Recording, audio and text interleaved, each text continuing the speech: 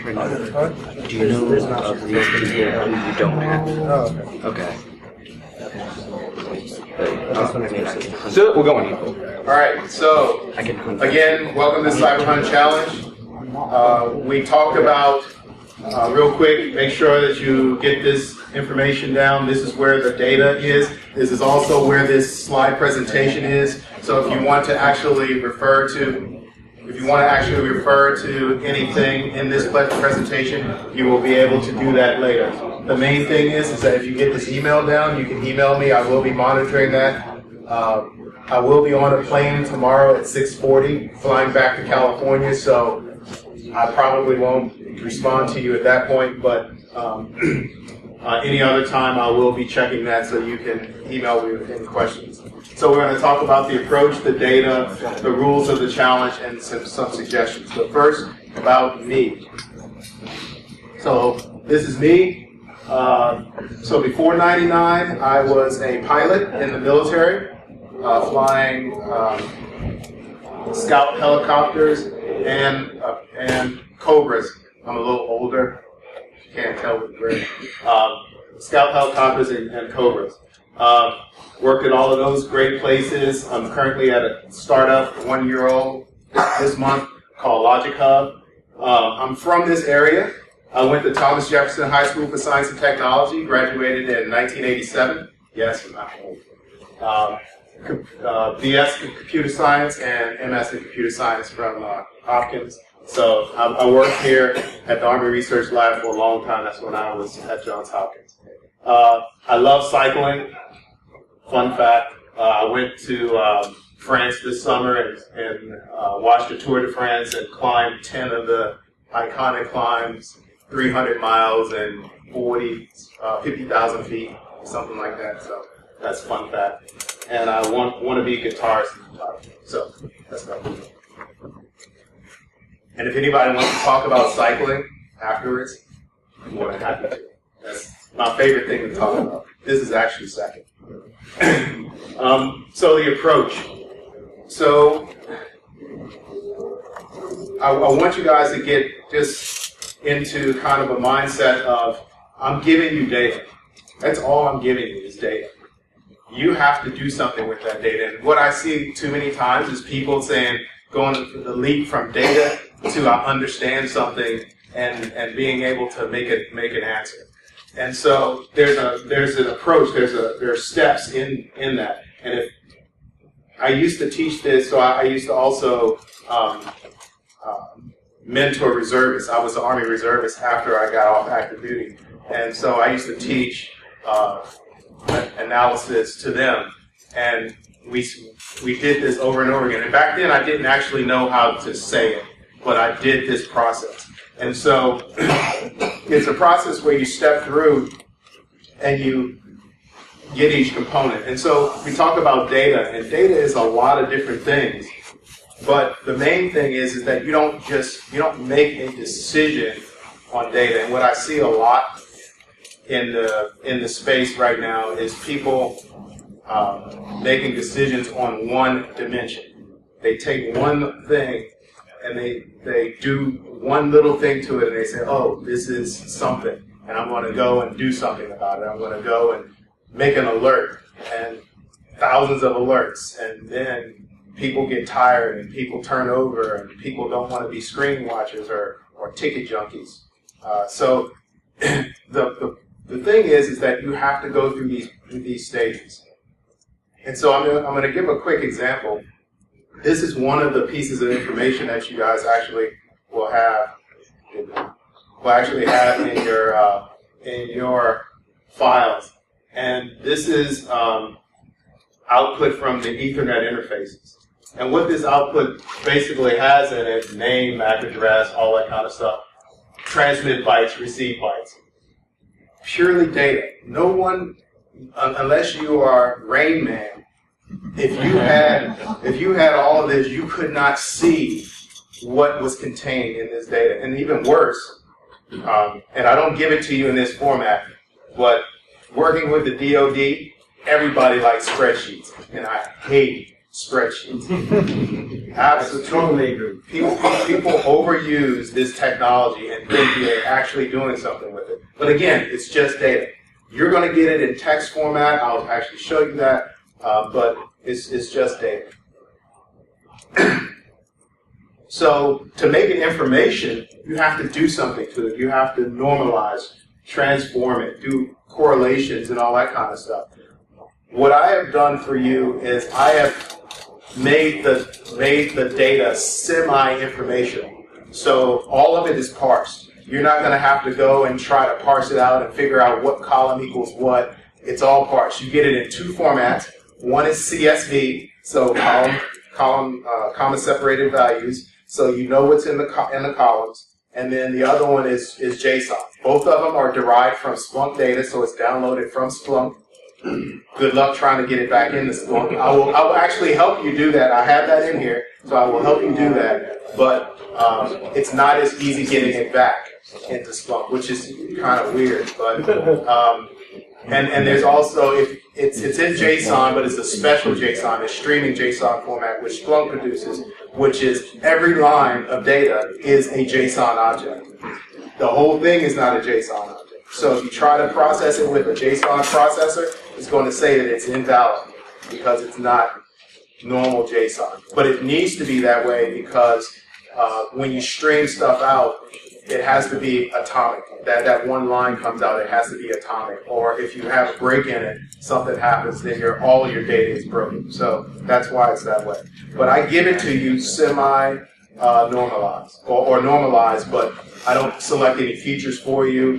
I don't tell you what everything means. That's all you. But to give you an example of that, turn it into information. And if you guys don't know command line, you don't have to know command line to do this.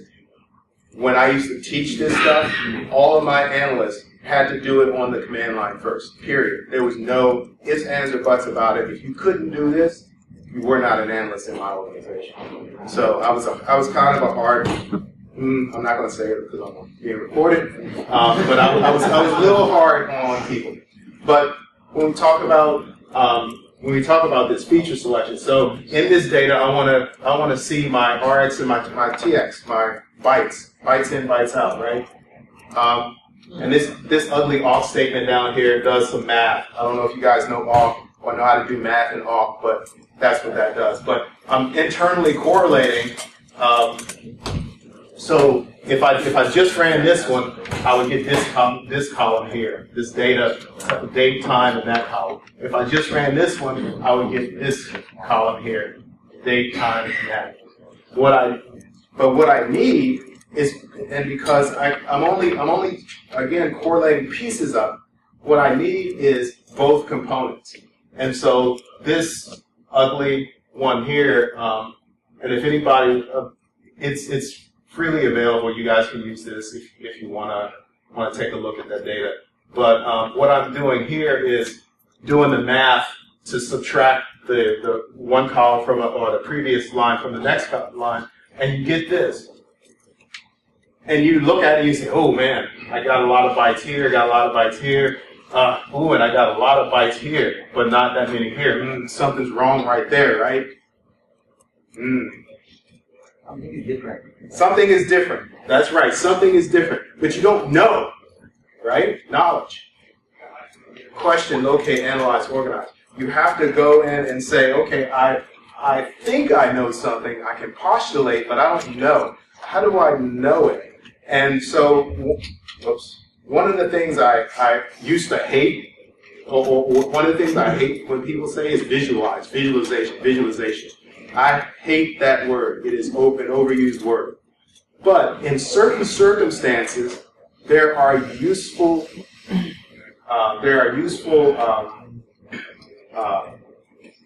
is a need for visualization. So this is the receive bytes here, green, receive bytes. This is the transmit bytes. Now, you notice that there's a periodicity to the transmit bytes, right? Periodicity. And that periodicity, when we saw that, just happens to fall on that receive, when the receive bytes came. So that first line, if you had looked at it just in and of itself, you would have said, oh, that's what I'm going to focus on.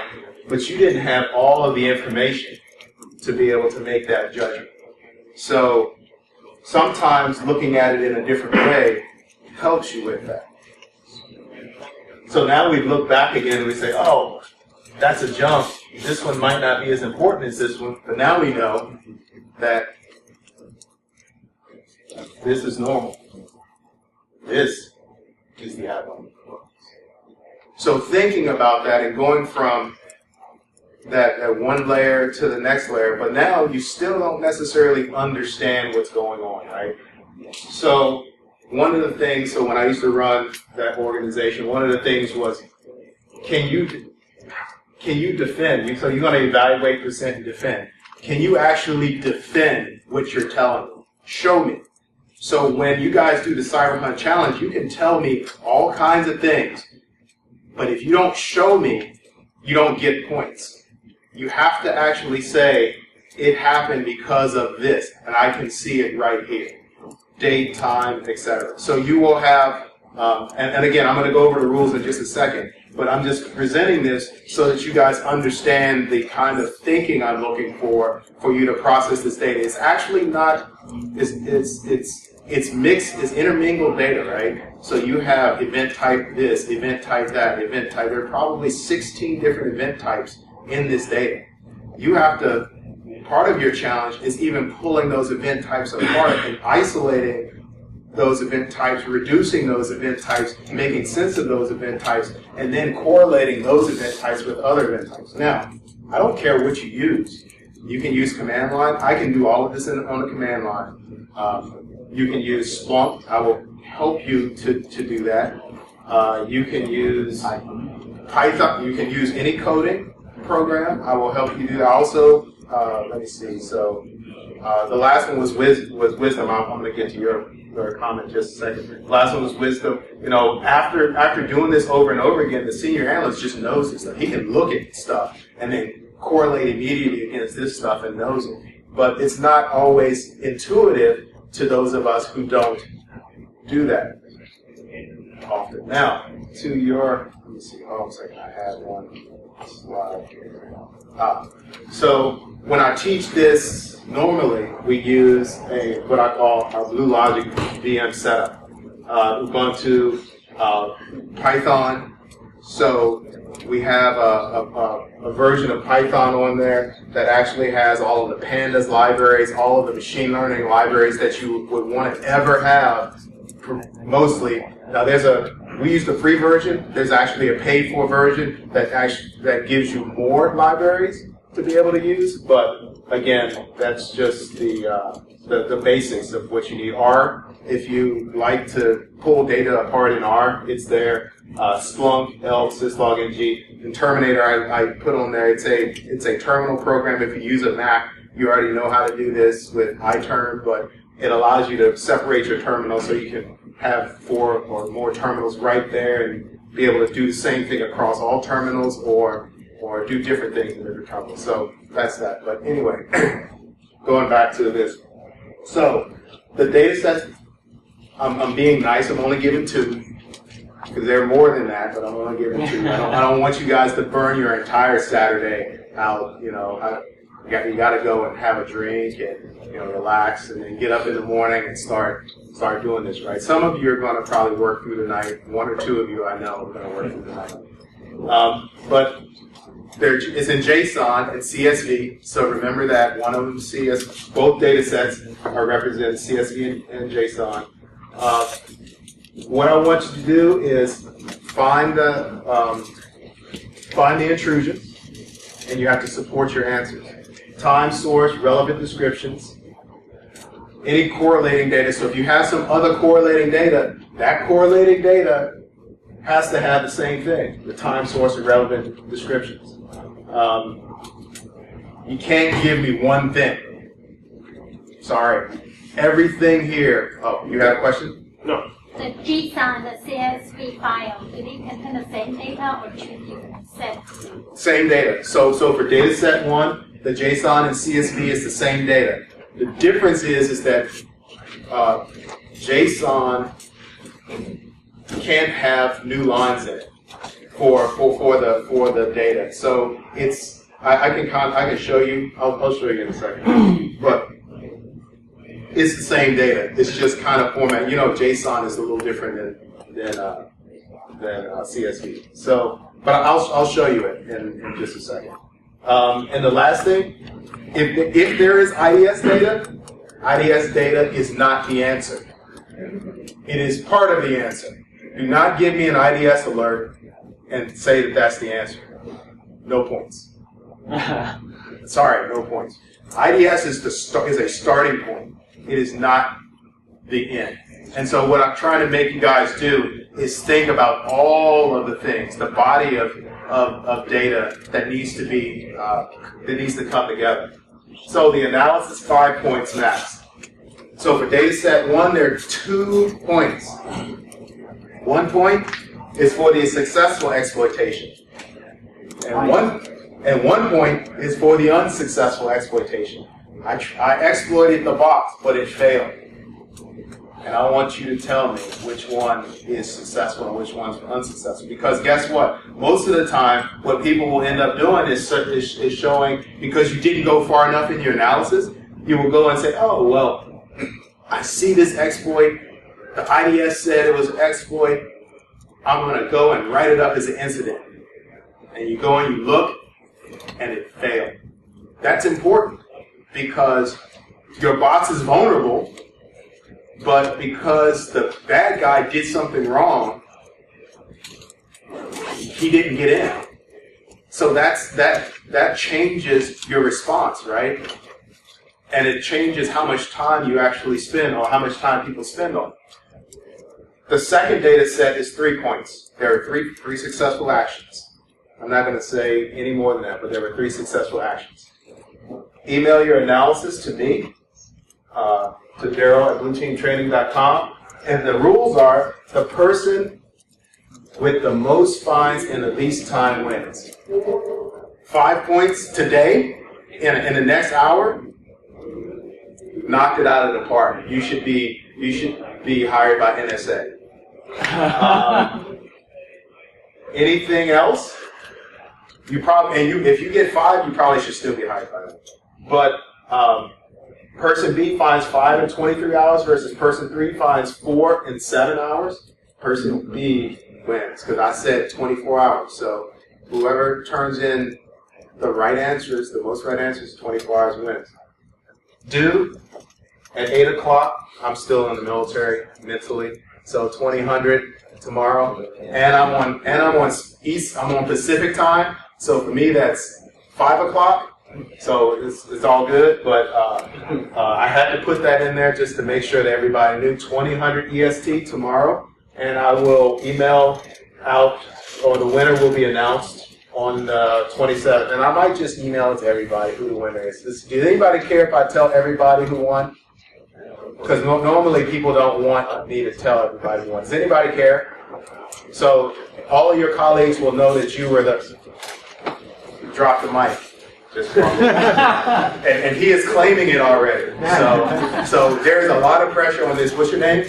John. It's a lot of pressure on John right here. He's claiming that he's going to do the mic drop already. So you got to challenge this guy. Come on. But I have a question for you. So I just downloaded the sample and put it into the network. I mean, line counts are different with JSON and CSV. They're going to be. Let me tell you what. They're going to be. But hold on. So I will tell you why in just a second. So that I talked about what I normally use for this. So I'm going to give you guys some hints. Okay. I'm going to give you some hints. If you want to process text in Unix, I used to teach Unix a long time ago.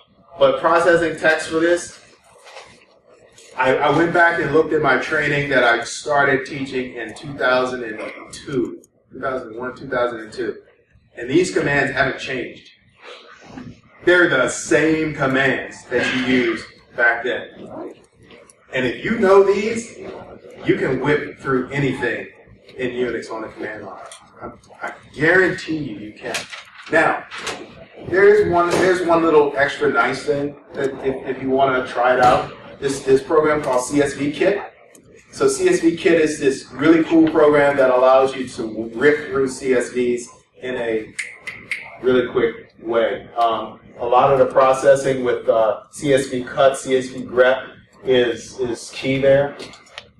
Oh, there's a comment there. This should be a comment, not a period. And then the output analysis. There is a glaring, I don't know how they missed this, but there's a glaring omission in CSV Kit where if you pull out all of the columns, so in the CSV, I have all of the data in this CSV. So some of the columns for some of the data is blank. And so what you don't want to do is deal with those blank columns. Well, CSV Kit doesn't have a way to deal with that, so I wrote something to deal with it. And it's included in your stuff, but you need some extra libraries, and if you install Inthought Canopy, it takes care of those dependencies for you. Again, if you really want to know, you can email me. I provide it as a proof of concept for you to understand that actually being able to code is a good thing as an analyst because it allows you to extend your capability as an analyst. Regex 101, if you guys don't know about that, really cool. Just don't put your company's stuff in the little regex window. Like, obfuscate it, please, because it does get recorded somewhere. So, but it's really cool for doing regex. I used to work with SourceFire back a few years ago, and so I lived in regex because everything that it does is pretty much regex to do intrusion detection. And so this is like really helpful. It actually even tells you the number of steps it takes to do the regular expression, so you can figure out how efficient your regular expression is. So another cool thing. Now Splunk, whole different story. If you want to do this in Splunk,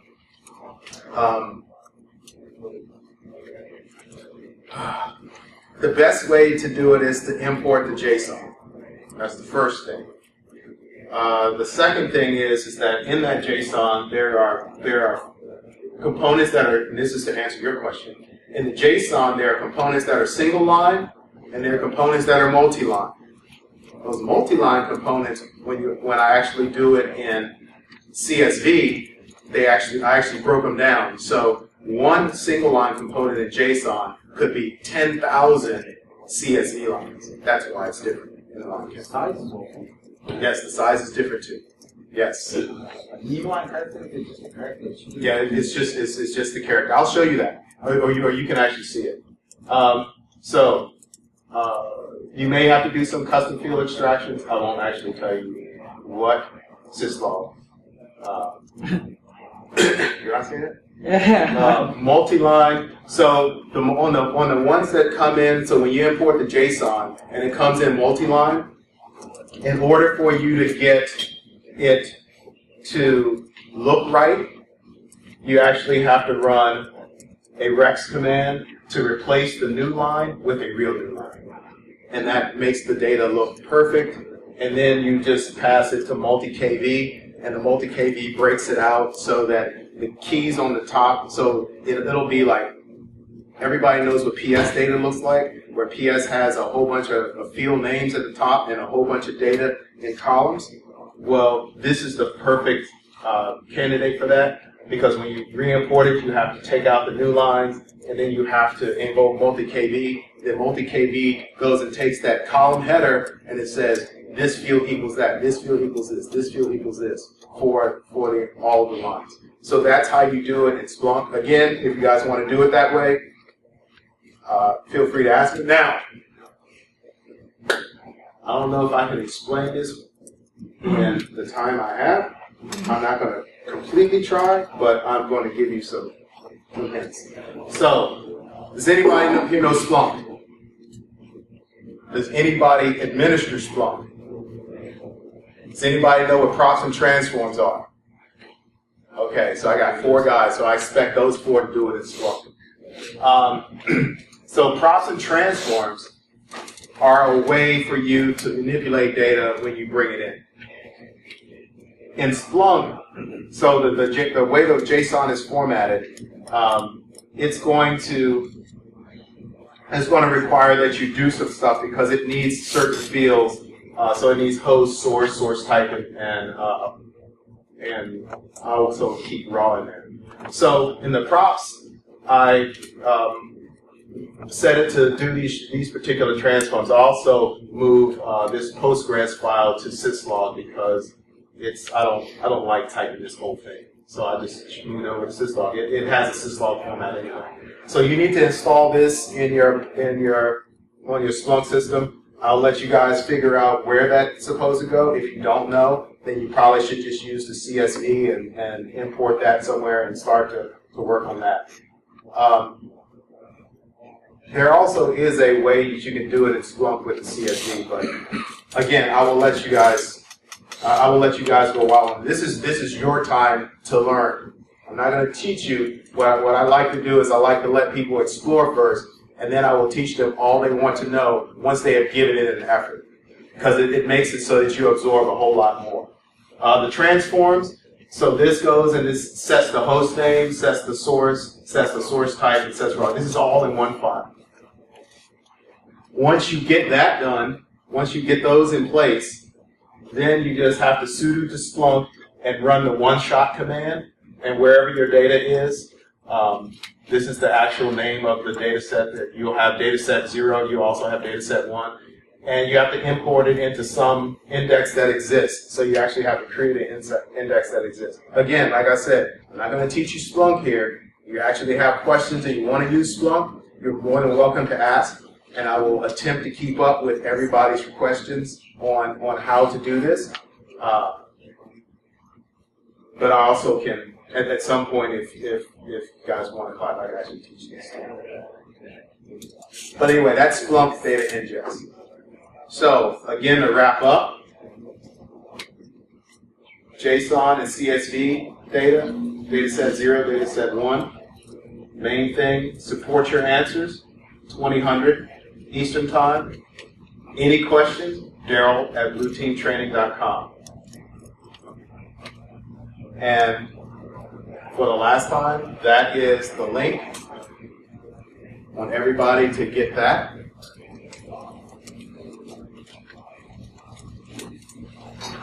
What's the prize? Apple Watch this time.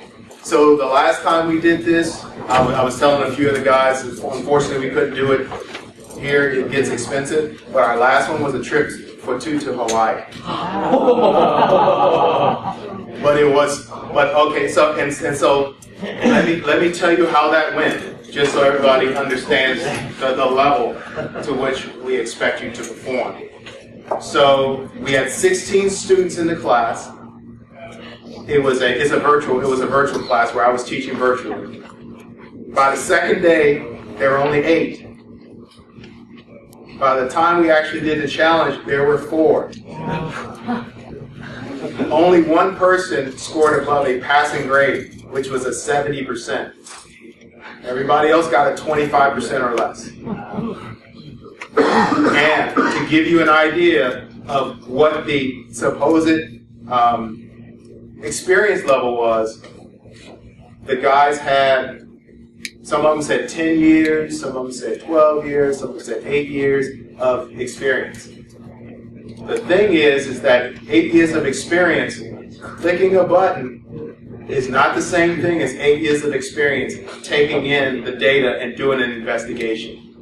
There's a real difference there. And so what I want to get people back to is taking in that data and doing real investigation, doing a grunt work, kind of like the CSI guys do, where they actually have to go and examine this and examine that and use the right tools for the job. If they have to program or if they have to get on the command line to do something. It's becoming a lost art, and I really want to start to re-engage people in doing that, because we're really doing that. I go back to this Army, and I'm in the Army, so but I go back to this commercial. I don't know if you guys have seen it, where there's this hacker that looks like he's typing stuff on some screen, and then it goes blank. And then you see these 2 guys in something that looks like Army Cyber sock, and they bump fists like they just stopped this guy. That doesn't happen. I'm just telling you, that doesn't happen. But sound principles, like stepping through and thinking about data, data information, knowledge, understanding and wisdom, and stepping through that will help. Fist bumps don't happen that often. So, if there are any questions, let me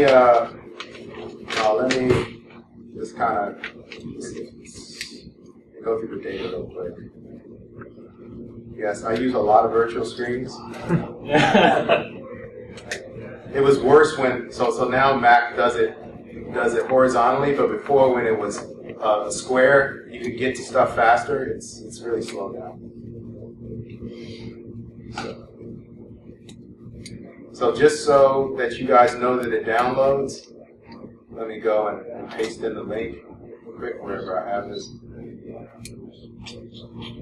So I want to do a live test in front of everybody, so we all know that it works.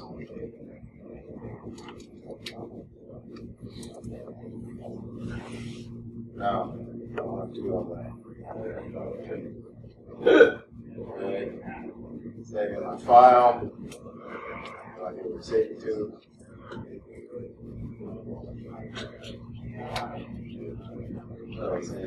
Download somewhere. So we can download this.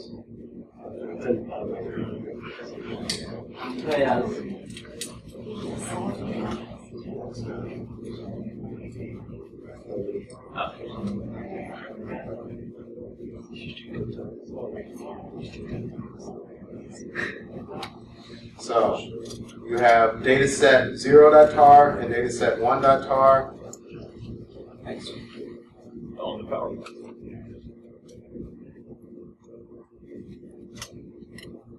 So nobody can tell me that the dataset didn't download and that it didn't untar, because I'm doing it in front of you on the same link. No excuses. No excuses. So you mentioned something about a virtual machine at one point that had all these tools preloaded. Yes. Where does that fit in? So when I actually teach the class, we use that. Okay. We use the virtual that already has some tools loaded, already has Splunk up and configured, all of the stuff that they need to do the one shot to add it in, all of the Python stuff, all of that already on there. Can we download that? I don't have it available. Is that PPTX, the presentation? Yes. Okay. That is the presentation. So the PPTX there is Cyber Hunt Challenge. PPTX is the presentation. CSV Rec is the actual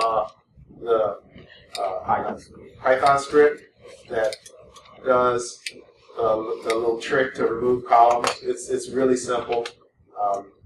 Not something I put a lot of time in. I just needed something quick, but it's again an example of coding actually helps you. So please learn to code. Please. Especially the log files, gigantic. Yes. Then running multiple command line codes creates a lot of CPU power now. But Python is only single process that's helps a lot. So as you can see here, that's the number, that's the last column. So those are all of the columns in the data. And everything down here, you can see like timestamps, you can see some description stuff. This one happens to be a flow log. So, but there's lots of stuff in there.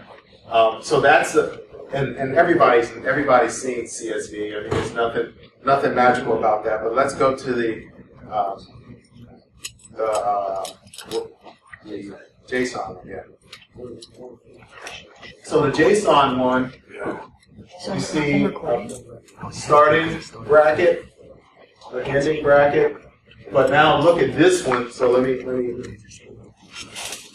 So this one is a PS. You see the /ns, the new lines there. So you have to end up, when you import it into Splunk, you end up having to deal with that. So that's where the changing the new lines to real new lines, because you can't have inside of a JSON object, you can't actually have returns as part of the data.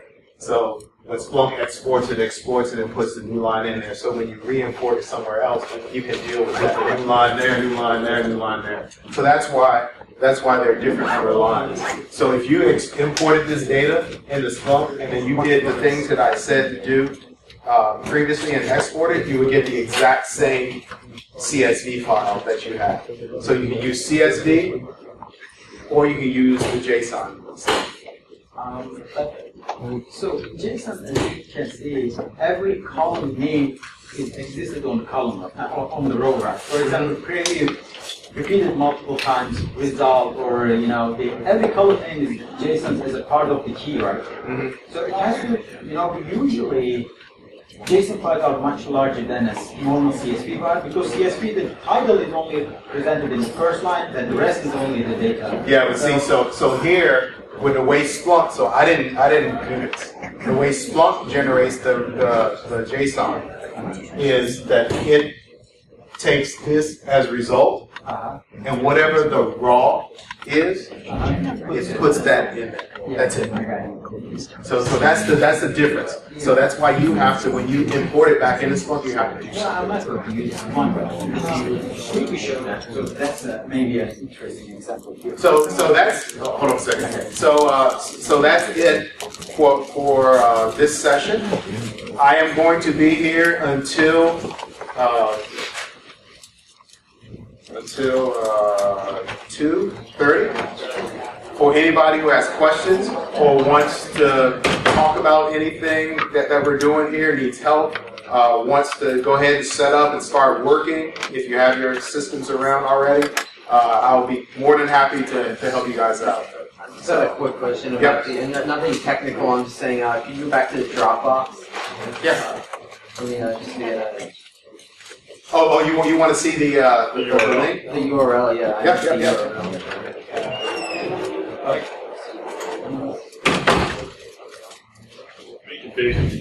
Yeah, hold on a second. Hold on, just a second, because this is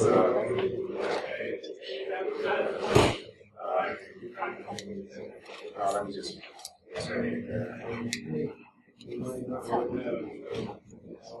This is individual only? Can't do Yeah, it should be individual only. Now, can I enforce that? No. But you guys will know. I mean, if see, I see these three guys back here. They look like they're a little team. But there's only one watch. So well, you guys are gonna have to flip for it. I got a perfect. Line up some beers and whoever knocks out those wins. I'm not. You're automatically out. You're going to sell the apples, right? But can I still? You're going to sell and divide the money into